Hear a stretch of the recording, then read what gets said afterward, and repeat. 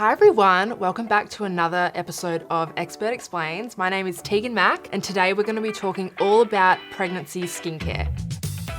So I was actually pregnant last year, so this topic is very fresh in my mind. What happens when you are pregnant with your skin? Often you'll see changes in the first trimester. So this is when the baby is kind of living off your hormones before the placenta is formed. So this is where you might experience more pimples, people get eczema, some people get excessive hair growth, they get more oily, and that can start to settle once you're past the first trimester. So if you are experiencing that, just hang in tight. You don't need to completely change your whole entire routine because there's a chance that it will pass. But if it does start to creep into trimester 2 and 3, that's when you might want to look at making some changes with your skincare that you're using. So products you need to take out of your routine. If you are using these, it's salicylic acid over 2% and retinol. There are some others, but these are the main two that most of you will be using that you will no longer be able to use until you finish breastfeeding if you choose to breastfeed. If you're looking for an alternative to salicylic acid, it is safe to use a glycolic acid or a lactic acid.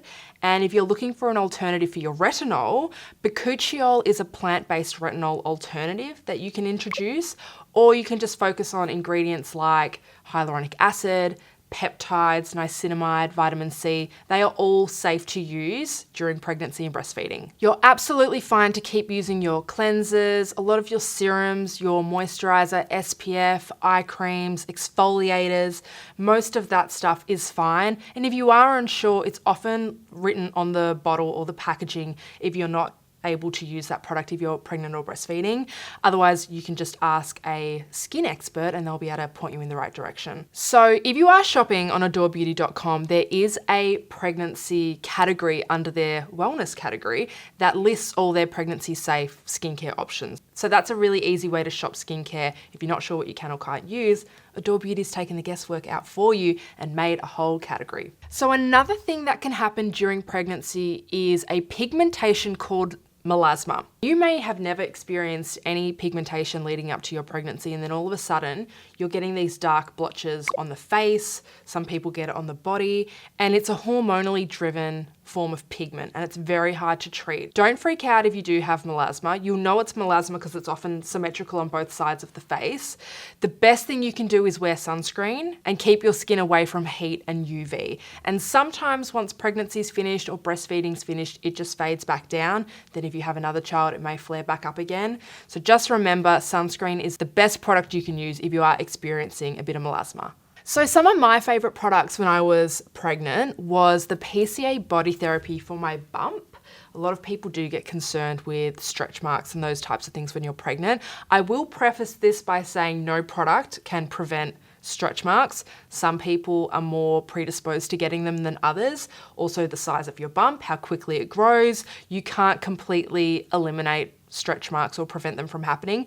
But by moisturizing the skin and lightly exfoliating the skin, you are helping to keep it nice and supple so it does stretch a little bit easier.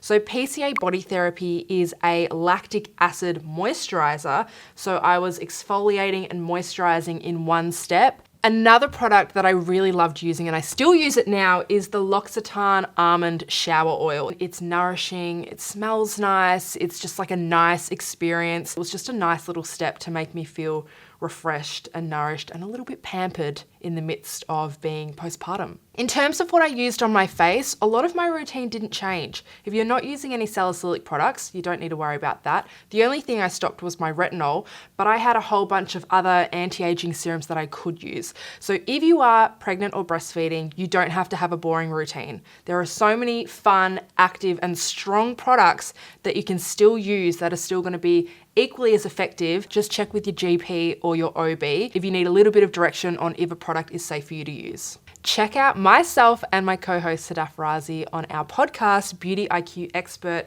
We release new episodes every single Wednesday.